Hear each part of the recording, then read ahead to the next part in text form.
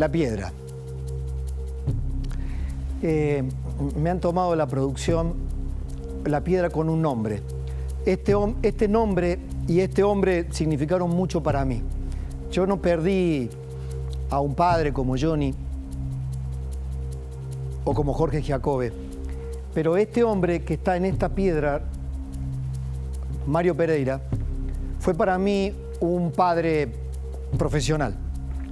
Factotum de Cadena 3, líder indiscutido, uno de los grandes animales de radio que ya tiene su página en la historia de la radio. Alguien que, mire, no hay cosas casuales.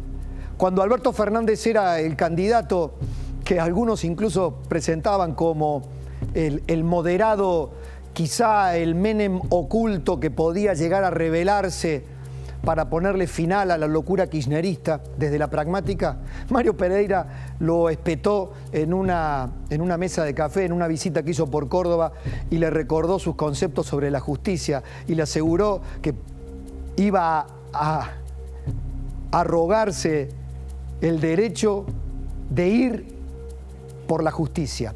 Lo hizo su socia, que es lo mismo que lo haya hecho su gobierno. Lo hizo su mentora, socia y mentora. Mario Pereira murió de COVID. En plena cuarentena. Le envío un saludo a su señora, a su familia. El grotesco que hemos vivido en estas horas, porque la señora Cerruti, creo que reflejando lo que la ideología puede llegar, esto para los jóvenes, lo que la ideología puede llegar a generar en las mentes afiebradas. En los 70, el siglo XX estuvo plagado de inflamación ideológica que llevó a los jóvenes a embanderarse y a matar y a creer que el mundo podía cambiar solo por abrazarse a un relato, a los grandes relatos del siglo XX. Pero el siglo XX quedó justamente sepultado, entre otras cosas y simbólicamente, en los escombros del muro de Berlín. Piedras. Piedras que cayeron una a una para dar paso a una libertad simbólica, a la unificación de Alemania. Una sociedad, un pueblo que se reconstruyó desde sus propios infiernos, del huevo de la serpiente, que luego de una hiperinflación y una humillación que les produjo la Primera Guerra Mundial, parieron un Adolf Hitler, parieron el nazismo, parieron la pesadilla, quizá la peor, entre tantas pesadillas que tuvo el siglo XX. Con el muro de Berlín caían fundamentalmente esos grandes relatos: el comunismo, el fascismo, al menos en eso que se le oponía casi simétricamente al gran relato que quedó en pie, que era el capitalismo.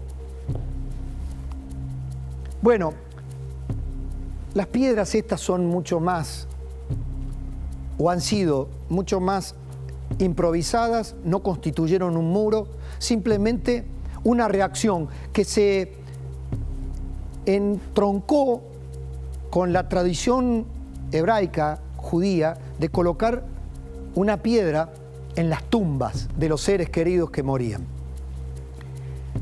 Hay varias teorías sobre cómo nació, cuáles son los orígenes en la tradición judía de colocar una piedra en las tumbas. La más aceptada es que la piedra como símbolo de eternidad, para conjurar el misterio de la muerte, fue uno de los elementos clave. La piedra, porque la piedra es perenne, porque la piedra es eterna y no efímera como las flores.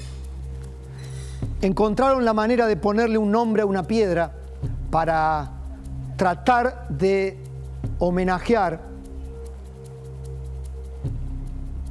y de aglutinar esas tumbas que no pudieron ser habituales o como habitualmente las construimos o las dedicamos en tiempos normales. Fue la pandemia, fue la cuarentena, fue la suma de las arbitrariedades, la suma de los desconciertos. No ocurrió solamente aquí, es cierto, La desmesura fue global, las arbitrariedades fueron globales.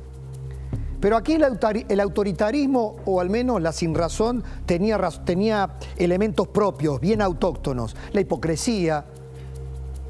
Bueno, alguien me dirá, había un loco en el Reino Unido que hacía también sus fiestas y se reía y creía que era un privilegiado. Sí, claro, Boris Johnson también fue un escándalo en el mundo.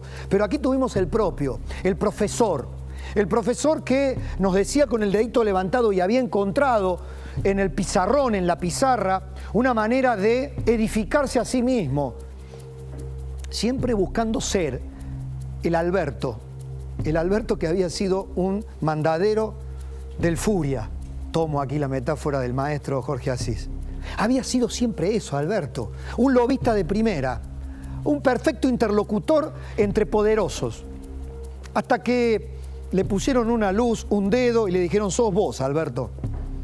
En un pacto que, por supuesto, ya sabemos cómo terminó, cómo está terminando, comiéndose a esa conjunción, a ese artefacto mal habido, mal parido, que fue este gobierno, en la idea de Cristina. Alberto quiso constituirse en el presidente y la sociedad le dio 70% de imagen positiva, expectativa. Adelante, mi comandante, Mario Negri, desde la oposición, ¿recuerdan? Y chocó la palabra, chocó el gesto, chocó la autoridad, chocó la gestión. Armaron el vacunatorio VIP, no trajeron las vacunas, ideologizaron las vacunas. Las vacunas del amigo y el camarada Putin sí, la de Pfizer, las del imperio no. 130.000 muertos. ¿Todos los muertos de la pandemia son adjudicables? No, tal vez no, pero el símbolo sí. Y ahí fueron a depositar sus piedras.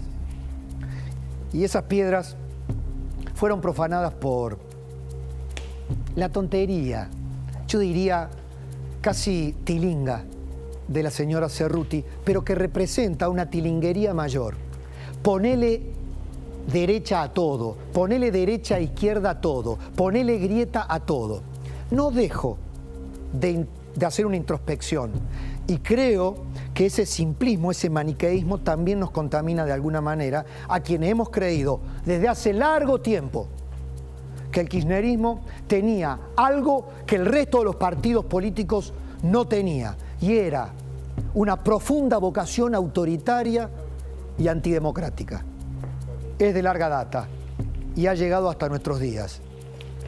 Ha calado hondo en los argentinos, no cabe la menor duda. ¿Está en extinción? Eso se lo voy a preguntar en un rato a Jorge Asís.